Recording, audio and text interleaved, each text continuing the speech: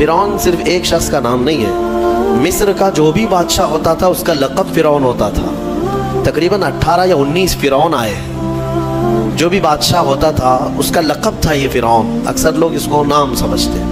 اب جو موسیٰ علیہ السلام کے زمانے کا فرعون تھا وہ بڑا جری تھا، اسے طاقت پر غرور بھی تھا، گھمنڈ بھی تھا۔ ایسا ہے کہ تقریباً 100 سال تک تو کبھی اس کو سردی بخار بھی نہیں آیا، بیمار کبھی نہیں ہوا۔ تو آدمی کو جب کوئی تکلیف نہ آئے تو وہ غرور میں بڑھ جاتا ہے اور اسے ایسا لگنے لگتا ہے کہ میں سب سے پاورفل آدمی ہوں دنیا کا، مجھے کچھ ہو نہیں سکتا۔ تو یہی فرعون ہے جس نے اپنے زمانے میں یہ اعلان کیا تھا کہ لوگوں میں تمہارا رب ہوں، تمہارا بڑا رب میں ہوں، میری عبادت کرو۔ بات تو چل رہی تھی اور لوگوں کو اپنی خدمت پر معمور کرنے کی بجائے اپنی عبادت پر معمور کرتا تھا، ہزاروں لوگ اس کو سجدہ بھی کرتے۔ ایک دن ایسا ہوا کہ فرعون نے خواب دیکھا، آسمان سے ایک تارا ٹوٹ کر اس کی گود میں گرا یا اس کے محل پہ گرا اور پھر آگ لگ گئی اس کے محل میں۔ وہ گھبرا کر کے اٹھا، صبح نجومیوں کو، کاہنوں کو بلایا کہ اس خواب کی کوئی تعبیر صحیح بتا دے۔ بہتوں نے الگ الگ تعبیریں بتائی، پھر جو بڑے ماہر نجومی تھے انہوں نے کہا کہ اس خواب کی تعبیر یہ ہے کہ بنی اسرائیل خاندان میں ایک بچہ پیدا ہوگا جو تیری سلطنت کو ہلاک کر دے گا، تیری سلطنت کے ہلاک کرنے کا باعث بنے گا۔ خواب کی تعبیر سننے کے بعد شاہی فرمان جاری کر دیا اس نے کہ بنی اسرائیل میں آج کے بعد جو بھی لڑکا پیدا ہوگا اسے مار دیا جائے گا، کیونکہ وہ بچہ کہیں سلطنت کی ہلاک کرنے والا پیدا نہ ہو جائے۔ تو یہ اعلان کے بعد بنی اسرائیل خاندان میں جو بھی لڑکا پیدا ہوتا اسے مار دیا جاتا، بیٹوں کو ذبح کر دیتا تھا اور لڑکیوں کو زندہ چھوڑ دیتا تھا۔ 1 سال کے اندر انہوں نے 12,000 بچوں کو ذبح کیا، پیدا ہوتے ہی قتل کر دیتے تھے۔ لڑکے کو زندہ رہنے کا حق نہیں تھا، صرف ڈر تھا۔ یہ وہ زمانہ ہے جب موسیٰ علیہ السلام کی ابھی ولادت نہیں ہوئی، ولادت سے پہلے اتنے بچے مارے گئے۔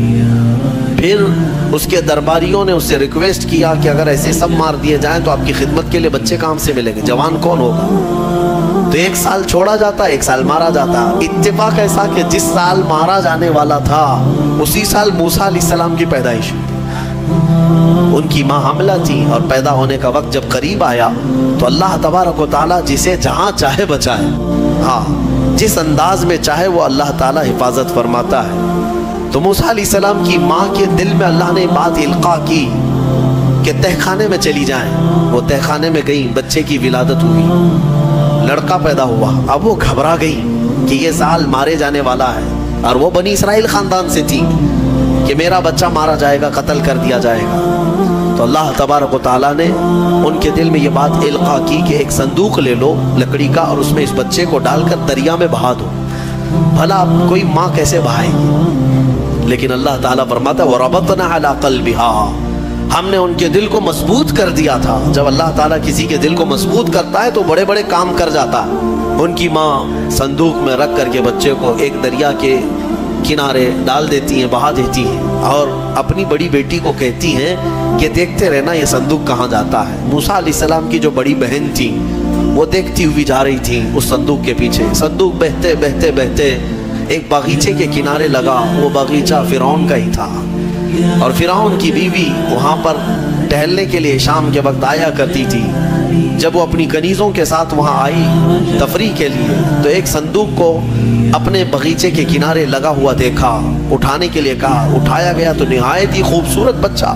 اللہ تعالیٰ نبیوں کو خوبصورتی دیا ہی ہوتا ہے۔ فرعون کے گھر میں کوئی بچہ نہیں تھا، اولاد نہیں تھی، تو فرعون کی بیوی نے اٹھا لیا اور کہا کہ لاؤ یہ بڑا خوبصورت بچہ ہے، حسین بچہ ہے، اور اپنے محل لے آئی۔ فرعون سے کہا کہ آج سمندر میں، دریا میں بہتا ہوا ایک بچہ کنارے پر آ لگا، میں نے اس کو اٹھا لیا ہے۔